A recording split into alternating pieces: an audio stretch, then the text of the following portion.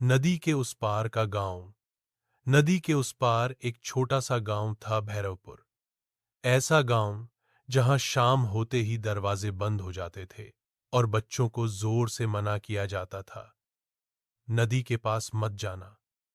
इस नदी का पानी काला नहीं था, पर रात को उसमें आसमान का चांद नहीं दिखता था, जैसे नदी खुद रोशनी निगल जाती हो।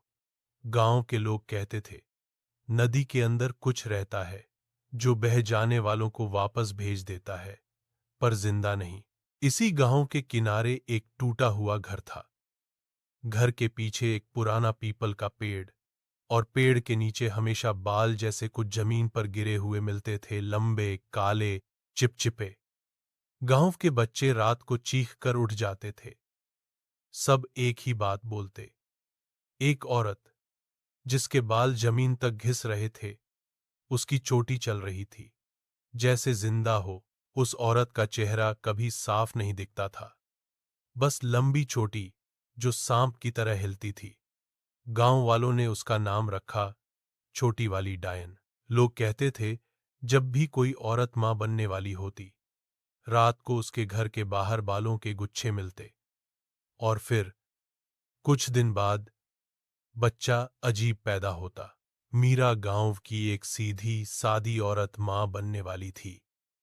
उसका पति राघव मछुआ था, रो नदी में जाता। एक रात मीरा ने देखा, उसके आंगन में बाल मीन पर रेंग रहे हैं। उसने डर के मारे दरवाजा बंद किया। रात के बिल्कुल बीच नॉक नॉक दरवाजे पर आवाज आई, और फिर एक औरत की फटी हुई आवाज, बच्चा मुझे दे दे। मीरा ने कान बंद कर लिए। सुबह जब बच्चा पैदा हुआ, वह बिल्कुल चुप था, पर उसकी आंखें बहुत ज्यादा समझदार लग रही थीं। गांव का पंडित बोला, ये बच्चा आम नहीं है। इसके जन्म के समय नदी का पानी पीछे बहा था। उस बच्चे का नाम रखा गया अघोर। अघोर सिर्फ 5 साल का था जब पहला कांड हुआ।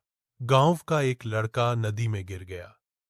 सब सोच रहे थे वो मर गया, पर रात को लड़का खुद चलकर वापस आ गया।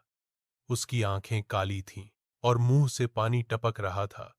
उसने सिर्फ इतना कहा, छोटी वाली मां ने भेजा है, और वो जमीन पर गिरकर मर गया।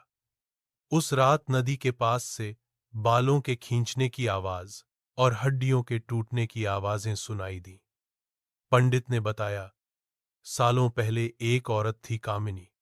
उसके बाल बहुत लंबे थे। लोग कहते थे वह जादू जानती है। जब उसका बच्चा नदी में डूबकर मर गया, उसने अपनी चोटी काट कर नदी में बहा दी और खुद पीपल के पेड़ से लटक गई। पर मरने से पहले बोली, मैं मां बन के वापस आऊंगी। हर मां के बच्चे में तब से वो डायन बन चुकी थी। एक रात अघोर नदी के पास चला गया। उसकी मां मीरा उसके पीछे भागी। नदी के बीच से लंबी चोटी निकल आई और अघोर को कमर से बांध लिया। नदी का पानी उबलने लगा। छोटी ने अघोर को हवा में उठाया। डायन की आवाज आई, तू मेरा है, तू मेरा खून है। अघोर की आंखें चमक उठीं। उसने हाथ उठाया और नदी का पानी रुक गया। डायन चीख उठी। पहली बार कोई उसके जादू का सामना कर रहा था। उस रात नदी से लाशें निकलीं। पुराने मरे हुए लोग, आधे गले, टूटे मुंह, सब गांव की तरफ चल पड़े। डायन पेड़ के ऊपर बैठी अपनी चोटी से लोगों को खींच रही थी। अघोर ने चीख कर कहा, रुको। जमीन फट गई। नदी पीछे हटने लगी। डायन गुस्से से पागल हो गई। उसकी छोटी अघोर के गले में लपेट गई। मीरा ने अपने बेटे को बचाने के लिए नदी में छलांग लगा दी। नदी के अंदर मीरा को दिखा सच। अघोर डायन का बच्चा नहीं था। मीरा ही कामिनी का अगला जन्म थी। अघोर उसका पहले जिंदगी का बच्चा था। डायन असल में उसका अधूरा दर्द थी। मीरा ने अपनी लंबी चोटी पकड़ी और खुद काट दी। छोटी नदी में गिरते ही जल गई। डायन चीख कर पिघलने लगी। नदी शांत थी। भैरवपुर के लोगों ने चैन की सांस ली। पेड़ों की शाखाएं सीधी हो गई थीं। पीपल का पेड़ सूख कर आधा गिर चुका था। मीरा चुप चाप अपने घर में रहती थी। उसके बाल कभी वापस नहीं आए, सिर्फ थोड़े से, बिल्कुल कंधों तक। अघोर अब बोलने लगा था, पर वो अक्सर रात को नदी की तरफ देखकर मुस्कुरा देता था। मीरा जब पूछती, बेटा क्या देख रहे हो, अघोर धीरे से बोलता, मां, पानी के नीचे भी लोग सांस लेते हैं। मीरा का दिल जम जाता। एक सुबह गांव की एक औरत चीखती हुई भागी, मेरे आंगन में बाल हैं। सब डर गए। लोग बोले, डायन तो मर चुकी है। पर बाल सच में वापस आ रहे थे, इस बार और ज्यादा घने और ज्यादा जिंदा।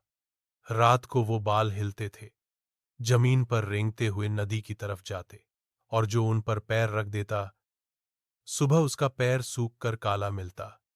पंडित ने कहा, डायन नहीं, मां का अधूरा रूप वापस आ रहा है। मीरा ये सुनकर कांप गई। अघोर अब 7 साल का हो चुका था। उसकी आंखों में रात को नीली रोशनी चमकती। वह बिना पानी के भी घंटों नदी के अंदर बैठा रहता। एक रात मीरा ने देखा, अघोर नदी के बीच खड़ा था और पानी उसके पैरों को छू नहीं रहा था। उसके पीछे सैकड़ों लोग खड़े थे मरे हुए, सबके सिर लटके हुए, आंखें खुली। अघोर ने पलट कर देखा और बोला, मां, तुमने मुझे जन्म दिया, पर इनको कौन देगा। जमीन धंसने लगी। मीरा चीख उठी। उस रात नदी उबलने लगी। पानी से हाथ निकले, फिर सिर, फिर पूरी लाशें। गांव के घर गिरने लगे। लंबी चोटी फिर दिखी, पर इस बार वह मीरा के सिर से निकली। मीरा दर्द से चिल्ला उठी। उसकी चोटी जमीन तक बढ़ती गई और जहां भी गिरती मिट्टी जल जाती। पंडित चिल्लाया, ये श्राप नहीं, ये वंश है। अघोर हवा में उठ गया। उसकी आवाज दो हो गई, मैं बेटा भी हूं और रक्षक भी। अघोर ने सच बताया। कामिनी ने मरने से पहले एक वचन लिया था, जब तक दुनिया में इंसाफी से मारे हुए लोग रहेंगे, नदी मां बनकर उन्हें वापस बुलाएगी। अघोर पहला रक्षक था और मीरा उसकी जमीनी शक्ल। डायन कभी बुरी नहीं थी, उसे डायन बनाया गया था। लंबी चोटी उसका हथियार नहीं, उसकी यादें थीं। मीरा ने अपनी चोटी पकड़ ली।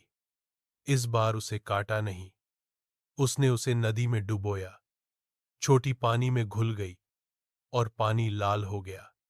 सारी लाशें वापस डूब गईं। अघोर जमीन पर गिरा, बिल्कुल आम बच्चा बनकर। नदी शांत हो गई।